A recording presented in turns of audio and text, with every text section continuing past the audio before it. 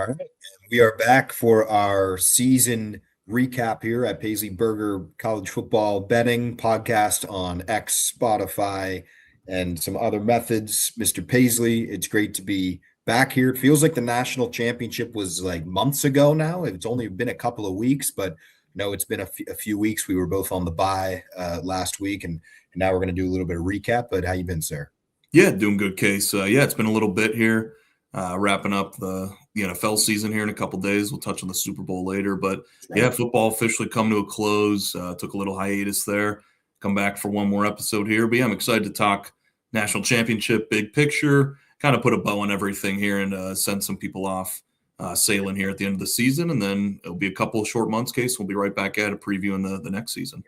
That's a good point. And as always, we appreciate all the listeners out there. I know we've had a lot of fans over the last couple of weeks reach out, asking where the season finale was. So we are back. We're going to recap the national championship game a little bit, talk about that, Indiana, Miami, go through some of our winners and losers of the season. Some thoughts also on next year. Unfortunately, we don't have any groundbreaking news here to share with everyone, but just a little preliminary discussion on that, what to look for.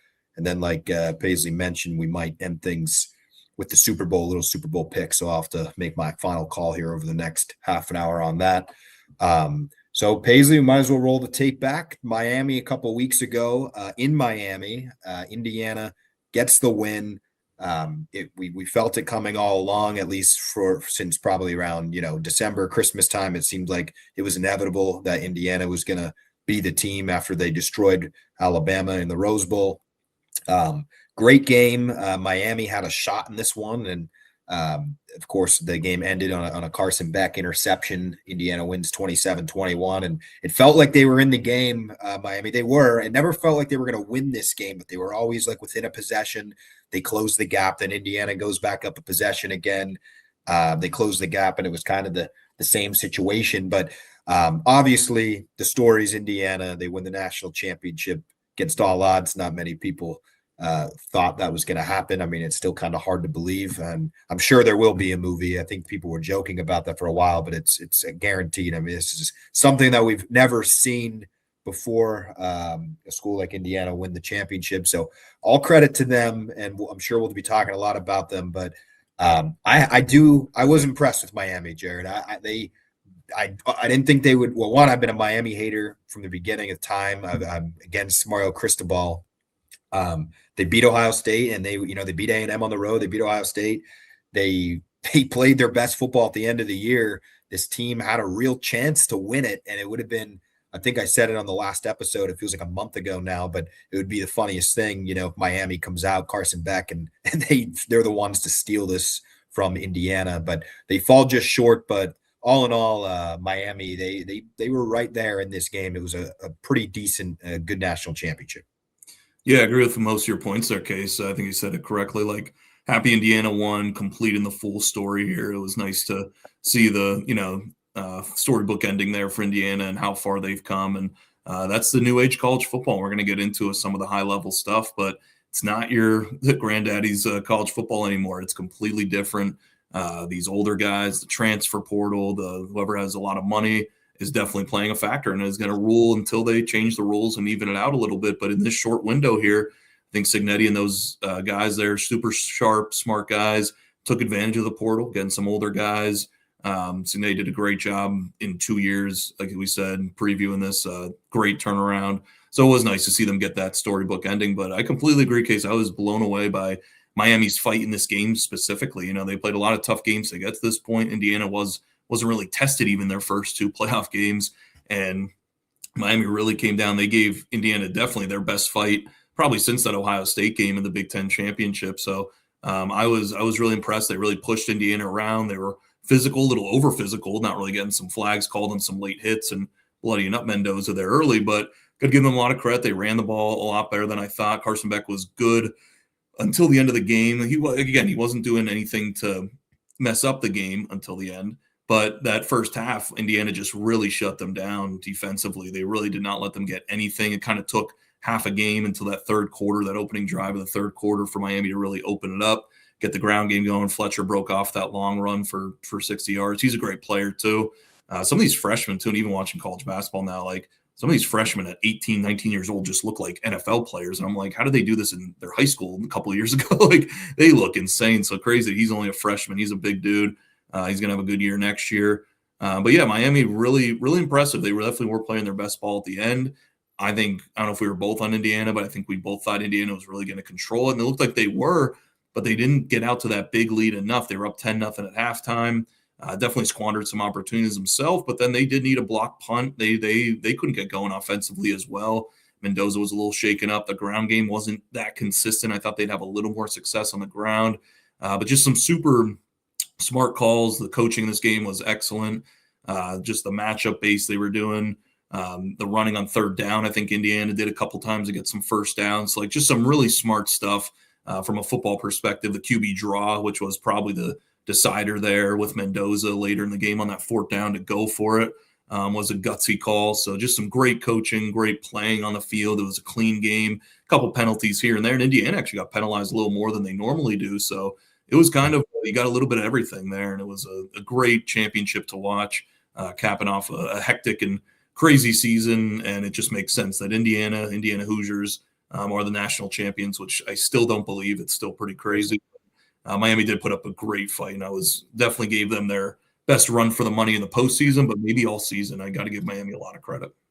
Yeah, and we kind of nailed some of the keys to the game too. I mean, Miami, they needed to do something on offense, and they really did come to life in the second half. And they got Malachi Tony involved, that all-star, freshman. I mean, I forget what exactly he had, but it was a touchdown. It was over 100 yards. I mean, he just feed him the ball, kept Miami in the game. He scored. So, they really fought hard. They were right into this thing. And to your point, like Indiana, there was some uncharacteristic mistakes, not historically, but for this season and since the Signetti era, we have not seen, like you said, some of the penalties. I think there was a couple of false starts, just, things that didn't occur often to them. And they were able still to kind of overcome that and win the game. And, you got to feel for Mendoza. It's a cool story. I mean, of course, and the family and to get the win. I mean, there's all, I'd like to say that we may never see something like this again, but who knows? Maybe they'll run it back in a year. maybe this is a hint to a new, type of college football. But they were in the game. It was a really good one. I was glad Indiana won, even though part of me wanted, it's hard as a Penn State fan and other fans bases, to see a team like Indiana just kind of come out of nowhere when, the program that you root for is kind of on, deck for so long in between, 7th, 8th, 9th. And then you have Indiana, who comes from, 150th in the country, the most losing program of all time. And that's not me hating on Indiana. That's just factual.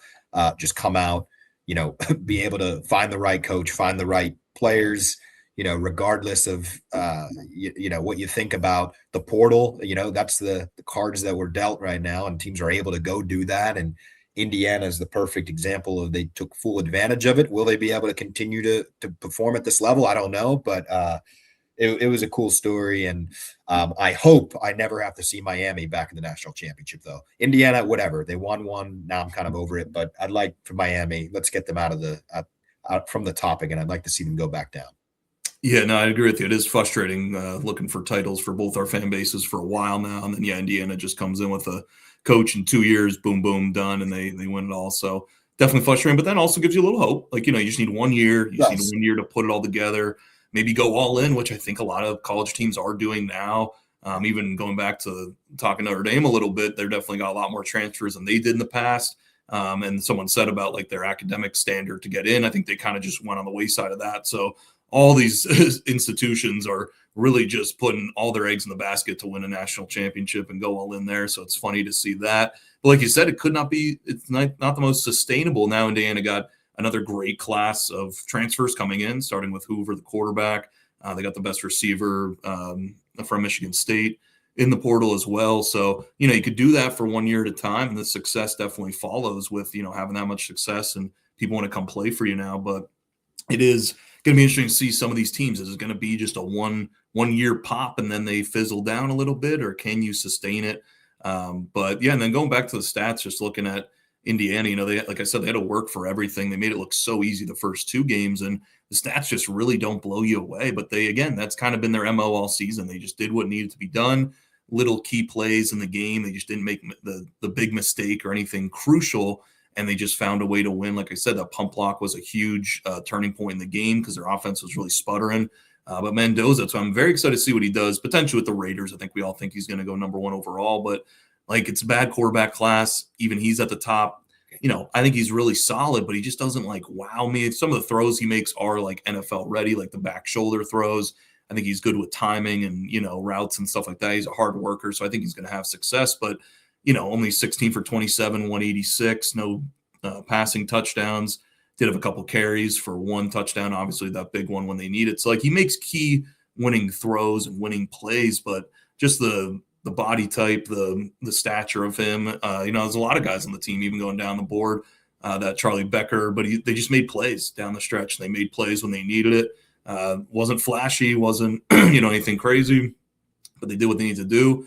And the Miami defensive line, I think there was some blueprints, like you saw what the Eagles did last year with the Chiefs. And, if you get a good defensive line, offensive line, you could really, win and build your team that way. I think Miami was built a little similar. Like that defensive line was up against some good offensive lines, and they just really took it to them and really dominated those games. So can that be a little blueprint for some of these teams going forward? Like just load up on the D line, really get that intact first, and then, pick your spots on the outside with a wide receiver here instead of having 3 or 4, really load up on the D line and make sure that defense is pretty stout, because they really gave Indiana fits all game where they were going up and down the field like it was a 7-on-7 drill, just a passing academy against Alabama and Oregon. So it was fun to watch, and overall just a great game. It was very competitive back and forth. Wish Indiana would have got the cover there, but I think, when everybody's on one side, we said that case, nobody was picking Miami, and they really did stay within the number and to deserve the cover. So, are we going to see a similar thing with the Seahawks Patriots? A little tease. Everyone's on the Seahawks. No one's picking the Patriots.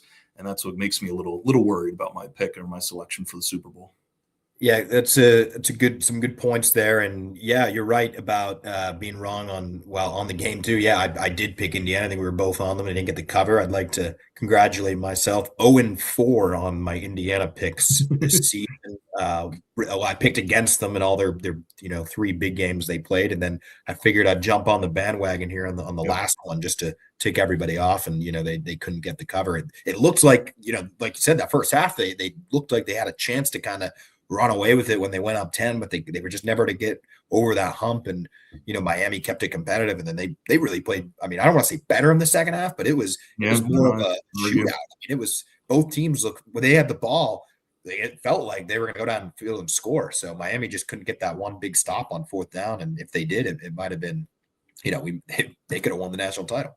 Yeah. Indiana should have been up more in that first half. They were just really stumbling. They weren't really clicking offensively themselves. So, it was nice they were up 10-0, but they should have been up 14-17 and really put that nail in the coffin. And then they let Miami hang around, and that's how you get the cover in sports. So got to give. And also one last point too on this game, that last interception by Carson Beck was just a terrible ball. I don't know if he throws that at the front pylon, that could have been a touchdown. Instead, that corner, he just saw him the whole way. He just didn't. I mean, look, I never played Division I college football. I'd like to think that maybe I could have, but I mean, he's just he's just looking at the ball the entire time. Thrown and inside. You got to throw that outside and hide. Yeah.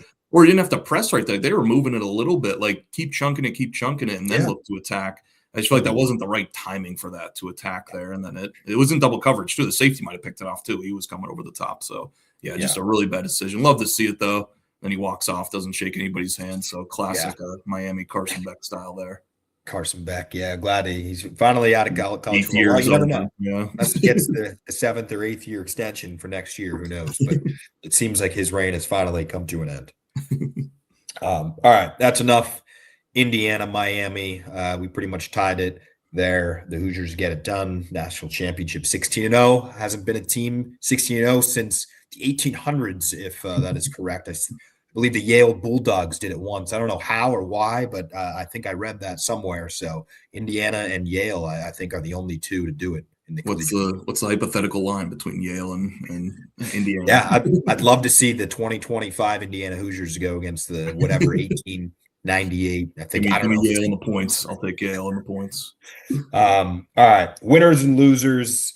Paisley, I have a few in each category.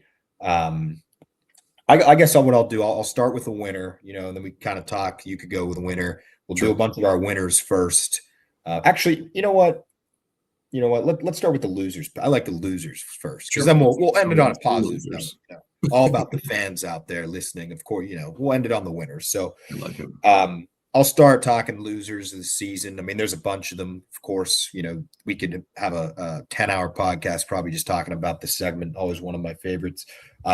Conference title games, Jared. We got to figure out a new format here. Big loser for me for this season.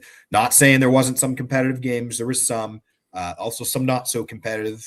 SEC, other ones. But we got to figure out a way either to get rid of them or to make them matter for some reason. And I understand it's not always fair. And, you can't have, and you can't necessarily be a playoff game because then what about the ACC versus the Big Ten? Why would you eliminate that team? So I don't know how we fix it, but somebody needs to call Nick Saban. We got to figure out what to do with these conference championships. Big loser. Yeah, no, it's a great start of their case. Yeah, there's a lot of problems wrong, and that's a good one there to start because they meant so much back in the day. You used to get some big games, super competitive. And like you said, not that they're not competitive, but there's still that added, how much are they really taking it seriously? Do you want to win? Do you want to injure anybody? It's even having that floating up in the air just kind of ruins the shine of the game a little bit. But they're trying to do it with, the conference champions automatic qualifying, which is something that like March Madness does. So they're trying, but it's going to be hard to fit that in and fit exactly to make it coexist with the college football playoff. So like it's hard to have one and not the other. So I think if you're going to do the college football route and do that and keep it spread out, then I think you got to maybe eliminate them. And then if not, there has to be a way. Maybe if they go, even more with the super conferences, like 2 or 3 conferences, if we get there. We're already at 4 right now, but it's just hard, and it does suck because those games used to mean a lot, and they were primetime television. It was fun to look forward to, but now with the expanded playoff, it's kind of diluted that out a little bit. Yeah, no, exactly. It's crazy, and this Indiana Ohio State game was great. It was number 1 versus number 2, but 5 years ago, or not quite 5, but 12 years ago, whenever we flipped from BCS to college football playoff in like 2014, that would have been the national championship game. And, right. It's completely different. I guess it's good because look, Indiana, I guess would have won either way then, but completely different, different times. And, I don't want to punish, teams for losing that conference championship game necessarily because, they're playing that extra game, but you got to find some sort of middle ground to make it matter without, necessarily saying, it doesn't matter if you lose. Like there has to be some sort of repercussion if you don't win a game. I don't think you should just get house money necessarily, unless maybe some people disagree and they think it is fine. But I don't know. It seems like it's taken away a little bit from it. But interested to hear, Paisley, if you have another loser here.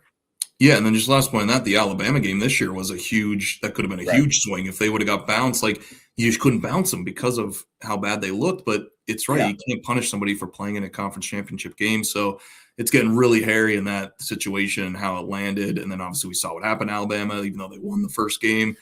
So it was these extra games, these bonus games. It's very hard to quantify that in with all these other teams, and there's just way too many teams in general. But my loser case, just overall, sorry, I'm fighting through the throat here. I'm going to say, Case, some of these schools that just don't have money, I'm going to say they might be losers going forward. Like I said, until they fix these rules, there seems to be no limit, no really salary cap. I know they kind of mention that, but like the 20 mil cap, but I don't really think they're enforcing that. So it seems like if you have money, that's how you're going to compete. Like I think Texas Tech is a great example of a school that was nowhere near the top, really, didn't really have a great history, teams here and there, but now they have all this oil money and they have the donors. And now they're, are they better off in the next year or two than Alabama, Auburn, Georgia, even, schools like that in the SEC that are struggling to get money. So, it's all around some of these ACC schools. We know the Big Ten's got a lot of money and a good alumni base, and it's like, is that where we're going? Like, you just need big alumni bases, and that's it. And I think it's really favoring the Big Ten, and obviously the last couple champions and even championship teams came from the Big Ten with these huge alumni, like Ohio State, who had 25 mil, 30 mil in the payroll.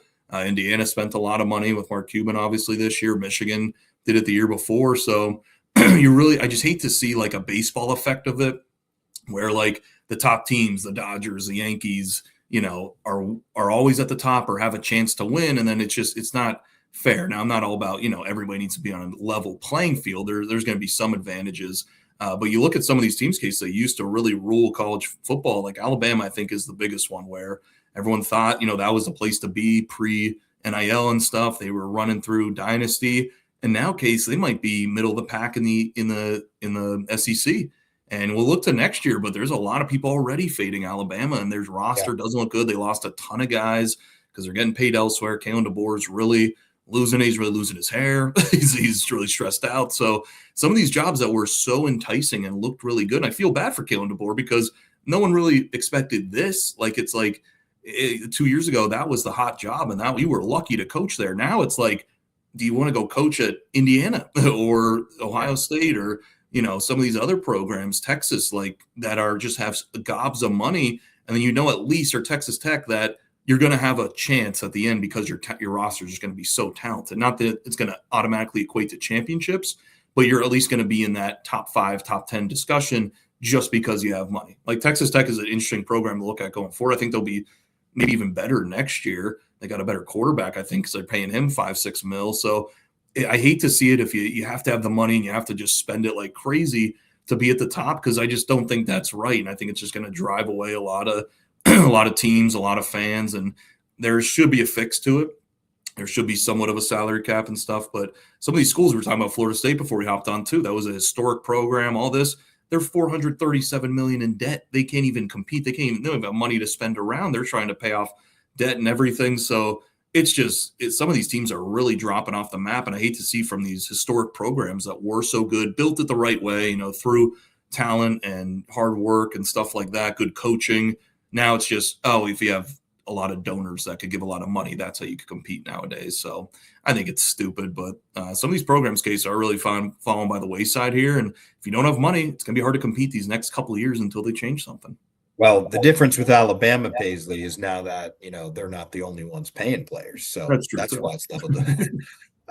No, but I agree. Where there are, if you don't have a large alumni base or rich donors, you are practically screwed. So that would be a great use of a loser here, because it's just a reality. I mean, it's true. Big Ten, some of these large state schools, Penn State, Ohio State, Indiana. So they're like 3 of the top 5, largest alumni bases. Michigan State, huge alumni base. Now, hasn't turned down the field yet for them, but I believe that there are, a ton of alumni at these schools. The Big Ten, historically, I think they have 7 or 8 of the top 15 in the country. I mean, it's huge. So Indiana, perfect example, like you said. And if you're a team that is on the outside looking in, it is going to be tough to figure that out. If you're an SEC team, you probably do have to rely more on, 1 or 2, bigger donors to basically get you in the game. I mean, it's completely different.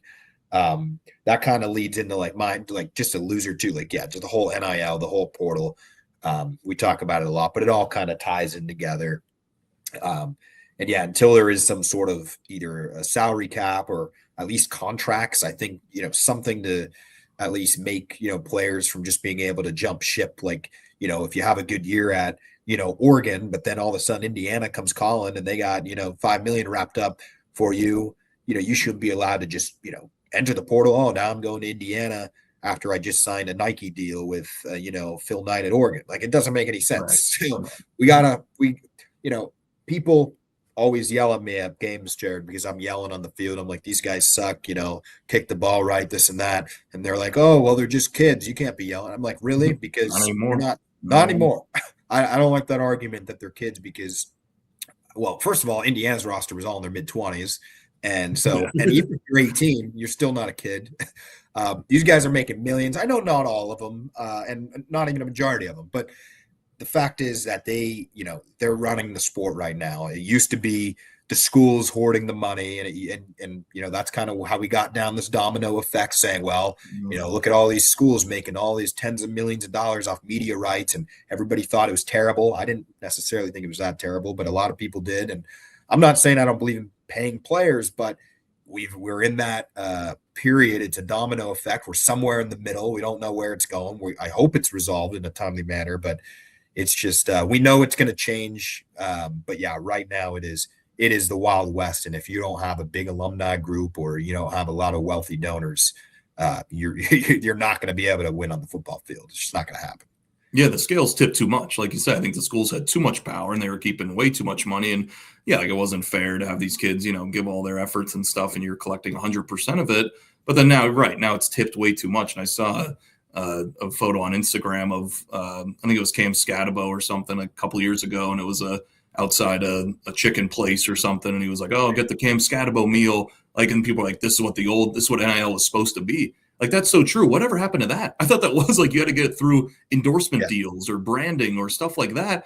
Now it's just like, okay, just give the kid $5 million for nothing. And it's like, that's not the point of NIL, but who's stopping that? Like, I don't know. Like, it's not like you're doing a $5 million deal with, the car dealership down the road. Like, so it's just gotten out of hand. There's no guardrails, like you said. So wild, wild west. And that's why these teams are like, if the rules are stupid and the rules are dumb, I don't blame these schools for taking advantage of it. I don't blame Indiana getting Mark Cuban involved with it. I don't blame Phil Knight giving as much money as he wants for Oregon. Like, Notre Dame calling up their wealthy alumni and asking them for money. Like, it is, if the rules are dumb and they're not in place correctly, you don't have to play, by fair rules or what the moral code is. Just play by the stupid rules. And that's what these teams are doing. And even Ohio State last year, they dumped how much money into that team that had so many first-round draft picks and stuff. So it's crazy, but I think the premise of it, we're too far one side. Now we're way too on the player side. And I agree with the case. I wasn't always for like paying the players, like paying them something.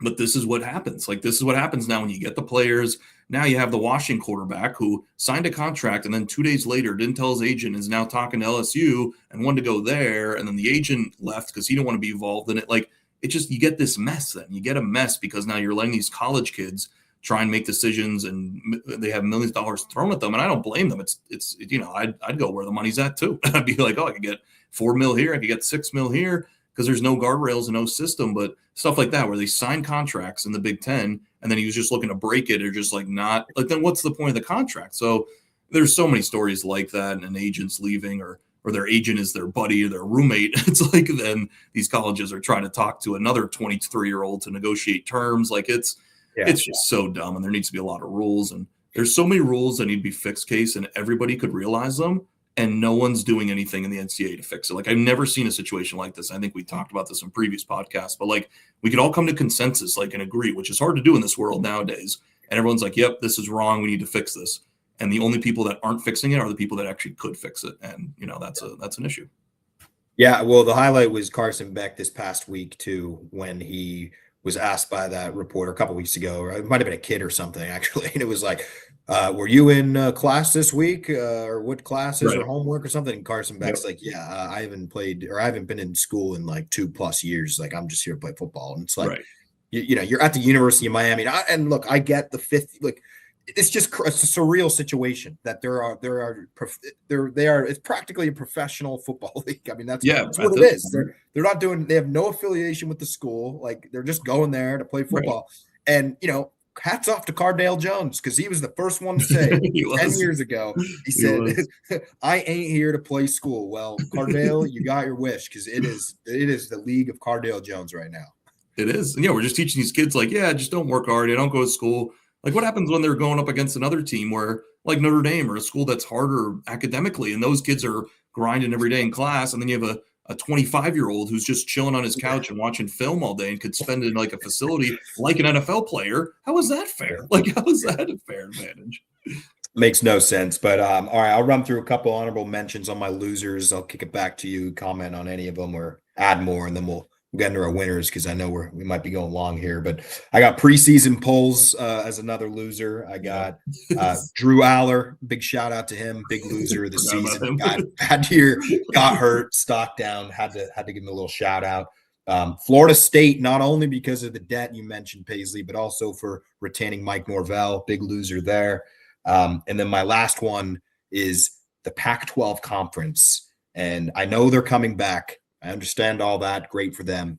But man, if the Pac-12 conference could have just held things together for another year or two, they would be right in the mix of things right now. Look at how wide open it is. Look at Indiana just winning. You would have USC, you'd have Oregon, you'd have all these other, you'd have Washington. I mean, the Pac-12 is a loser because if they just held things together, in my opinion, for another year or two, they may very well be at the top of the sport right now. No, I think that's a great one to shout out there, because then they messed up all the scheduling and everything, because now these conferences got so much bigger and diluted, and then you have tiebreakers where Miami doesn't get in the ACC championship because Stanford and Cal and SMU are in the conference. So yeah, shame on the Pac-12, because they really, I don't know if it was really their fault, but we're just going to put the blame on them for disbanding. But yeah, and yeah, right when it gets good, they hopped right out. Like the year they disbanded, that's the year when it got wide open. Oregon could have been undefeated. USC every year, they didn't have to play Ohio State and all these other teams in the Big Ten, and they could have really ran that conference and got some maybe automatic qualifying, or got some top seeds in the playoff, and they might not have had to play Ohio State last year as the 1 seed. So it's been a lot of craziness that stemmed from that Pac-12. I still remember when they're like, oh, it's going to break up. Maybe it's going to break up. And then I was like, nah, it never will. And it actually did. And it was like, okay, it's really changing. The whole sport is really changing. Yeah, no, it happened so quickly, and that was a domino effect. That was like the first thing to happen when we were like, oh shit, this thing might be blowing up in our face. And then literally within weeks, the Big 12, all those changes. I mean, it's been, and then now there's more talk. Now there's still talks about, Clemson moving, Right. Miami moving. I mean, teams going to the SEC. I don't know. We might be on our way to an NFL like AFC, NFC thing where we have Big Ten, SEC, and then, everybody picks a side, but it is crazy. All right, might as well jump in to some of the winners here. A lot of losers. I'm way more excited talking losers than winners. But this is a good segue. This is a good segue for a winner, because we just said how bad the format is. Well, the winner of the season, the FCS, Paisley, had a great season. National championship was great. Underdog story without paying guys millions of dollars, and Illinois State didn't get it done, but they were right there. The playoffs, great format. The attendance was high. The ratings was high. And, that's your old school college football right now. Early 2000s, how Division I was. That's kind of how the FCS is right now. These guys are not highly recruited. I'm not trying to say it's negative. Like, I'm not trying to criticize all the top of Power One, because, we all know that's still overwhelmingly what's the attraction, of course. But FCS, they had a great year, kind of under the radar, and I do believe that more people are going to get interested in them. I talked to a couple people that never really followed it, that are getting into it. Even myself, I watched probably more FCS this year than I have in years previous, and part of that, not because the on the field product is that great, but just because the players are just playing for them. They're playing for the schools. They're playing kind of like the old school college football, and all that on top. They did have a great season, a lot of great games. The championship I think it went to overtime, or it was missed extra point overtime. So big shout out to the FCS, big winner of the season. That's a fantastic shout out, Case. Yeah, the FCS, same sport, same college athletics, and they're doing things way better. So, right, why don't we just take that model? I'm looking up some stuff as you're talking, Case. 24 teams in the playoffs. They have 24 teams. It's condensed. They go home every game. The home or the higher seed gets the home game until the national championship. I think that's perfect. I love that. Many neutral site games until you get to the championship, like the NFL, like the Super Bowl. So they have 24 teams, Case, double the amount of size. Do you want to guess when it ended? I think it was right around New Year's. January 5th. Wow. Monday, January 5th. So they have 24 teams. They're traveling all around. They go home sites for the games on campus.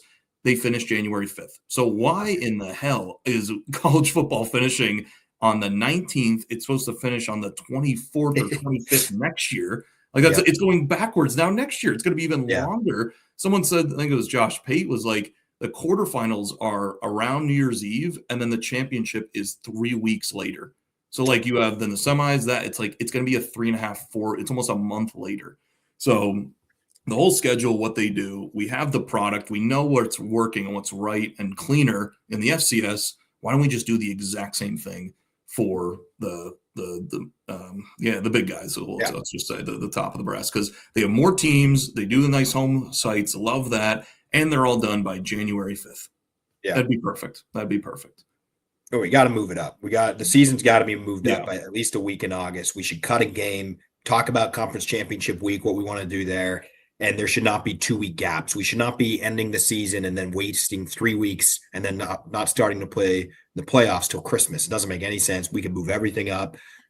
It should be around New Year's. That's a perfect calendar. It's before the next semester starts to help with the academic calendar. Not that anybody really cares, but apparently it's still impacting things. So we got to somehow match those calendars up, and we got to move.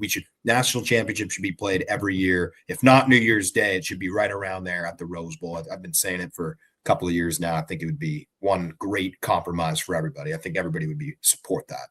No, I completely agree. And no free ads, but Josh Pate did have some nice things to fix it. And he mentioned one of those being moving the playoffs up a little bit, eliminating a game, starting earlier, having the conference championships, and then having some play-in games, which I thought, would be fun. I know the NBA doesn't get the best ratings, but I think it's a fun idea. Something like you would have had Notre Dame, Vanderbilt, Texas, all those teams that were just out playing along with the conference championships, or the week before. I forgot how they laid that out, but I thought it was a cool model. So definitely a lot of good ideas out there. Are they going to do any of them? Probably not. Yeah, no, totally agree. I got a couple, let's see, what do I have? Honorable mentions here. I'm not even going to mention Indiana. We all know the story. I'm not going to mention that. I don't know why I wrote that down yesterday. Will not mention that.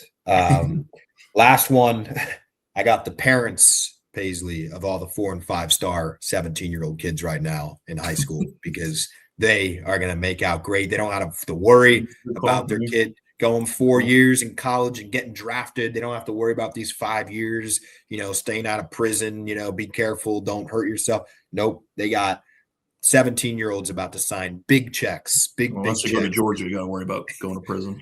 Do need to worry about that at Georgia. Do not. Yeah, no, not many car dealerships donating to the Georgia program, but that's to round out my winners. Any final thoughts on that? And we'll move on, I guess, to some thoughts on next year, even though we kind of covered stuff, so we don't have to go crazy on that, but we could spend a few minutes talking next year too.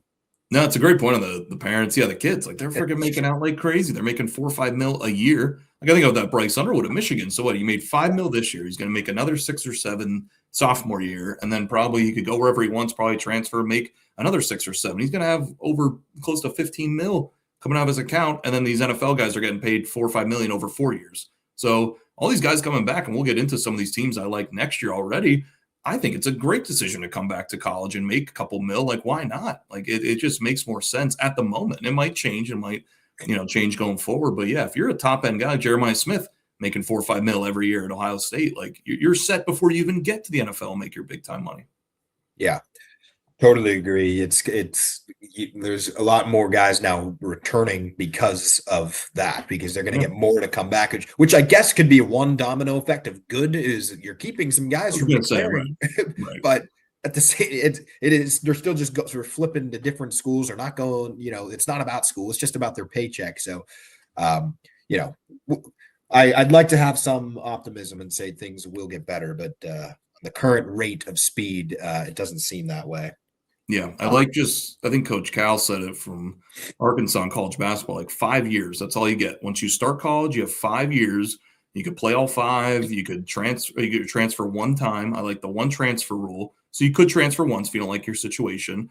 Transfer one time, 5 years, and you could play. But then after that 5th year, if you got hurt every single year, tough luck. You're done. Like, and they just make it simple. Like, they have all these stupid rules and court hearings, and it's retarded. It's stupid. You're not playing to 28 like Brandon Wheaton anymore. Right. We're not going to allow that. All right, moving on. We'll do some thoughts, even though we talked a lot about it. We'll add some 2026 thoughts. Maybe Mr. Paisley will give us some teams that he might like next year, and then we'll also end it with a couple minutes on the Super Bowl, or just a pick, or however we want to do it. But next year, Paisley, flipping the page, 2026. I'm just going to say one thing to start. I am selling. I gave them their flowers for about 5 minutes. I am selling Indiana next year. I'm all in. The Trying to chips do are this all this in. year, I think, too. You tried to do I, it this I year. sold I sold them like crazy last year, going into this year. But I'm taking all of my losses and I'm putting them all back in. I don't know how I'm going to do it yet, but selling Indiana down on them. Um, but that's one thing that I'll say. And then really quick, might have some breaking news to some people. Of course, the new playoff format for this upcoming season. We talked a little bit about it off podcast, but Notre Dame would, the new Notre Dame rule that Jared informed me it was not because of this year, but it was in the mix of happening that if your Notre Dame's in the top 12, they automatically get in. Also, the Power Four automatically gets in. That means Duke would have got in this year if that rule was in place. And then it looks like we're only going to allow one team from the group of six the highest ranked group of six conference championship, regardless whether it's a conference champion or not. Or I guess they don't have to be ranked. That's what it is. They get one automatically bid no matter what. So a little bit different. Hopefully you're able to follow that. I'm sure it's going to change a million times. We're still talking 16 team playoff. We're talking 24 team playoff in the years to come, but some changes there for the format next year that I guess we'll just have to keep an eye on. Yeah, we'll give them credit. I don't know who's making those changes, if it's separate from the NCAA versus the committee, but they are tweaking it every year. Like they see the problem last year with the bad seeding and Boise State getting the 4 seed in Arizona State, and they're like, okay, let's change that. Like we don't want to screw over that. Okay, good. Now this year we saw what happened with the 2 group of 6, 5 teams, whatever it was for this year. Okay, let's change that. So they are very adaptive, and I'll give that. But it is like now they're tweaking it like so much. But and yes, I'm pretty sure that Notre Dame rule was before the season even started. And then the timing was just horrendous because of what happened with the late season snub and everything. So I do not think it was just because of that and they felt bad and they were like, oh, hey, yeah, next year you're okay. For some reason, they just had it in place for the 2026 season, I guess it would be, or whatever it was. So, which I think as an Notre Dame fan is the most ridiculous rule ever. Like, I don't know why you're allowing one team to have a special clause. I don't know how that got done or how that deal got done, that handshake deal. So really stupid. And that just shows where college football's at right now. It's in a very weird spot, but I actually agree with the case with the Indiana sell. I think I'll be with you on that. I like the players they got in the portal, but I don't think they're as good as what they had this year. And they were just so experienced. They had those James Madison guys, people said, for 2-3 years now with Signet. I guess it was 2 years. So, like they're going to lose a bunch of them. They were just so old. So I think it was a very combination of all the things going right for 1 year and a perfect storm, perfect recipe. So it's going to be hard to duplicate that. I think Miami's going to be down a little bit. I think Ole Miss is going to be down a little bit from this year. Obviously, I think they're going to take some steps back. But some teams to watch, I really do like Oregon a lot next year. They bring back Dante Moore. That was the big piece that they were worried about. So they bring him back. They were a lot of young guys. They got some good transfers, some good freshmen coming in. So I think they're going to have a really good year. Kind of selling Ohio State a little bit. I just think the way it ended, Julian Sayin really needs a good offensive line. So really want to watch who they have there. But I don't think Ohio State, they're going to lose a ton of guys in the draft in a couple months too, getting drafted top 15, top 20. So I think I'm going to be selling Ohio State a little bit. Alabama, like I said before, obviously a big sell. And then 2 teams that, big name brands, obviously a little biased, but I think Notre Dame obviously is going to have a good bounce back season. Their schedule really lines up very soft, unlike last year. Texas, I think, is another one where they're just dumping so much money. If you look at their offensive talent and who they got and who they're returning, if Arch Manning hits and he's as good as they say, and he did play a lot better at the end of the season, I think that offense could be one of the tops in the nation, honestly, because their skill positions are lethal. I think the offensive line is going to get a little bit better, and they return a ton on defense. So I think Texas could be a little sleeping giant that no one's really talking about. But if they put it all together, and if Arch Manning's, he did look a lot better. I'll give him a lot of credit, especially in that Cheez-It Bowl. Shout out the Cheez-It Bowl, second favorite bowl of bowl season. He did look really poised, really, really composed, really grew a lot from that first game at Ohio State. So if he could take another leap, I think Texas case is a team to watch out. Maybe, is Texas back? Are they going to get it done? They're the Cowboys-ish of the college football. Always a lot of hype. But I think this year could be different if everything clicks. Yeah, I agree with a lot of those points. I mean, of course, we never know. And one of my losers last year was the preseason polls. So we never want to get crazy into it. But yeah, I mean, on paper, well, for starters, Notre Dame's looking in great shape. Like you mentioned before the podcast, they're bringing a lot of guys back. They use the portal well. They were pretty good this year, very close. I mean, first team out of the playoff, and they're only getting better, it seems. So they should be right there in the mix. I like Texas too. Agree on them. Agree on the Alabama sell. I think there's a ton of uncertainty there. One team, and you talked about them before, but I do think they're here to stay. Kind of like my Indiana sell, where I do not think they're here to stay, at least for this year. Texas Tech. I think they're here to stay in the Big 12 just because of the dynamic that they've been able to build there with Oklahoma and Texas out. So they're still looking for that team to kind of, take control. I know they had a loaded roster or all this money, last year, not necessarily a loaded roster, but they had a ton of money. And, some people are saying, oh, well, they didn't really accomplish a lot. I mean, they did everything they kind of needed to do. And I think they met all their expectations. Yeah, they weren't dominant, on the field, but, they beat BYU twice. That was all they really needed to do. They were right there in it, in the playoffs. So, of course, things fall short for them. But I do think they're a team, not even just for this upcoming year, but just a team to watch coming out of the Big 12. I think, if there is a team to be able to break through and consistently get to that level, of course, you're going to have money. Like you said, you need the money. I think that team certainly does. I think, without those obstacles in front of them, like Oklahoma and Texas, they're right there. And then another team wanted to just give a shout out. LSU, all eyes are going to be on LSU. Lane Kiffin kind of gave him a pass so far in this first 45 minutes of this podcast, but Lane Kiffin, all eyes are going to be on them. The pressure, that game going back to Oxford, we were talking about maybe we'll try to go to that next year, but it's going to be crazy. I don't know how, what they're going to be able to do. Of course, they got, I guess, Sam Levitt, big transfer quarterback coming in. So we'll see what Lane Kiffin can do in LSU. And all eyes are there down there in Baton Rouge. Yeah, and then one thing too, because now we're seeing it these last couple of years, obviously with the huge conferences, your schedules and your in-conference schedules obviously are huge. So check that year by year, because even if you love a team, they could go through a gauntlet of a schedule like Florida's been doing the last couple of years. Some of these teams, Wisconsin had a really tough one these last couple of years. Now it eases up a little bit. So be really sure you're checking out the schedules. I think someone said too, Oregon's is really easy. This year they miss out on a couple of the big schools. So that's so key. You look at Texas A&M and then the spot they were in because they played the whole bottom half of the SEC and they got a home playoff game. Didn't really have to sweat it until the last game of the season. So just really check the schedules, because those are a huge thing as we're seeing year over year. If you get a great break with the schedule, like Indiana, you kind of need everything to line up all at one time. And that's when you could really attack it and go all in. Yeah, it's a good point on the schedules. And I have 2 points just based off that too. I mean, Penn State's another team that kind of got lucky with that, just like Notre Dame this year. They avoid Oregon, they avoid Ohio State.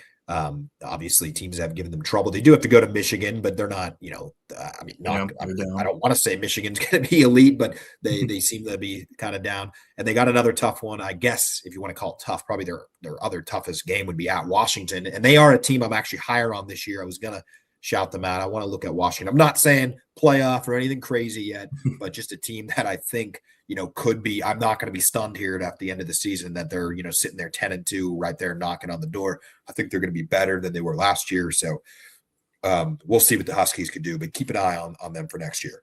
Yeah, and Ohio State schedule, if you look at that too, already getting excited for next year, but they open up at Texas and then they have a bunch of big games in the Big Ten. I think they play Oregon and Indiana and Michigan, obviously. So they're definitely, like this year, cake of a schedule. Now next year, completely different. So it could be a whole different outcome. So that it's going to be fun to start breaking down those schedules going into next year. Paisley, I know you're not going to be prepared for this question, and I'm not really not either. I just thought about it, but put you on the spot. I'll answer it too right now. If you had to put the chips on one national champion for next year, it won't count towards anything. Who would be your extremely 1 year too early national champion for next year? Definitely some of those teams I mentioned. I like. My three would probably be Oregon, Texas, and Notre Dame case, but I hate to do a case, but I'm going to put the pressure on the Irish. I'm going to go with Notre Dame if I had to put my money on it. I am that confident. Will I be this confident like going forward and everything? Maybe not. I know you were maybe not too high on Penn State coming into this year. So the high expectations don't usually seem to work out for these teams in the last couple of years. So hopefully they don't rank us 1 or 2 in the preseason poll. Oh, I cannot wait, Paisley, till you guys are going to be AP number 1, number 2, just like Penn State was. You're going to be right up there, and we'll see what happens. But if I had to do it, I would take Notre Dame. I do trust them for this 1 year. I like it. I Who can't would you wait. go with, Case? Penn State? You going with the Cyclones of Penn Should State? I pick Penn State? I don't know. Should I? No. You know who I'm going to pick? I'm going to pick LSU.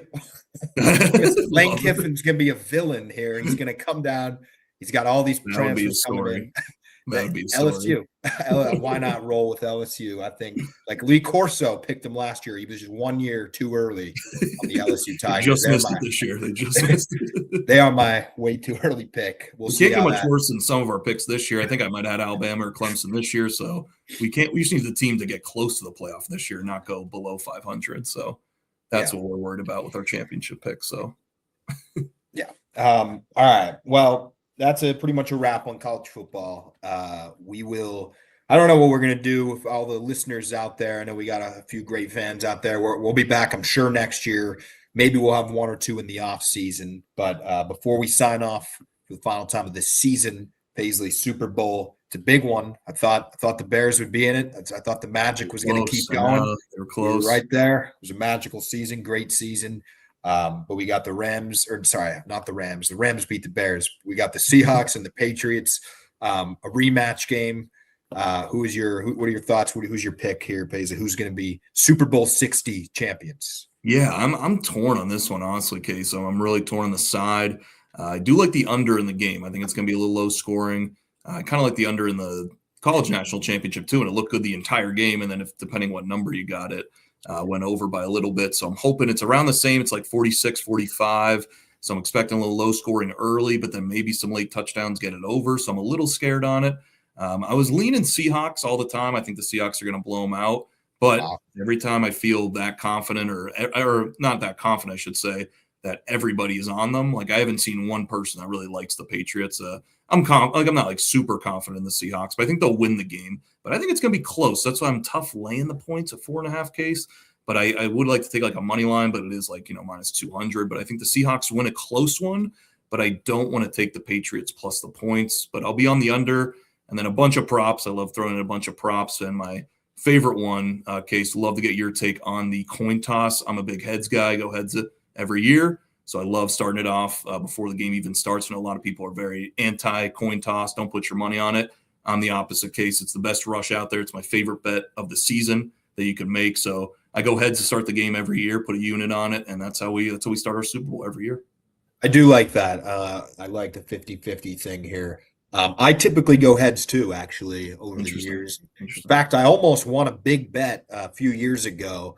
I parlayed the coin toss with the Chiefs, and it was the one that they lost. Oh, really? And it was big pay. It was a couple $100, and it was to pay over $1,000. It was something ridiculous why you'd parlay this heads, but it was so great because I got heads and then I was bought in. My ticket with the Chiefs just shot up, but of course they lose the game. But if I had to pick, I would also pick heads. One of my other favorite ones is I usually take the over on the national anthem, whatever the time is. I don't even know who's singing it. I usually find out moments before, and I do a little research, but I usually take the over because look, if you're listening out there, think about it.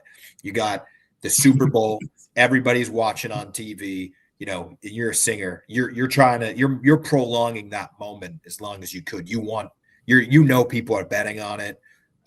It's always over. I don't know what the stats are. I don't know what the percentage is, but I always take the over. It always hits. So highly recommend taking the over on the time, whatever it is, 240. I don't know what it is. I have to look it up, but take the over. Yeah, I love that. And shout out your pool sheet that you do. You have like 10, 15 questions that our friends do. And like stuff like that. That's what makes the Super Bowl fun. Just betting stupid shit like that. Because you really can't bet stuff like that, obviously, any game of the year. So the game's always secondary for me, unless the Eagles or somebody's playing in it. But yeah, I like to have a lot of money spread out through stupid props and stuff like that. So that'd be my advice to people out there betting it. Have fun with it. You don't get to do this all the time. So bet heads or tails, bet the national anthem if you can, bet some weird stuff like that. I think it's a fun time to do it. Basically, you're saying you do not bet the coin toss in Notre Dame versus Stanford? I wish I could. I would. We should start a house 50-50. We might get flagged for some gambling violations. Yeah. Just heads and tails toss. That's all we do. It's our sports book. My Super Bowl pick, Paisley, I'm going to go, I am going to take the Patriots with the points because it was a blowout last year, and Super Bowl doesn't want that. NBC doesn't want that. They want to keep it close. I think we're gonna have a field goal game, might get a walk-off game, might get some overtime. It can't be another blowout. I mean, it I can't. think it's Roger gonna be Goodell. close too. I know. I think it's gonna be close. Give me New England. Well, that is pretty much it for the season. Appreciate, as always, everybody for tuning in. We did almost 2 a week, I think, throughout the whole year, over 30 episodes, trying something new this year.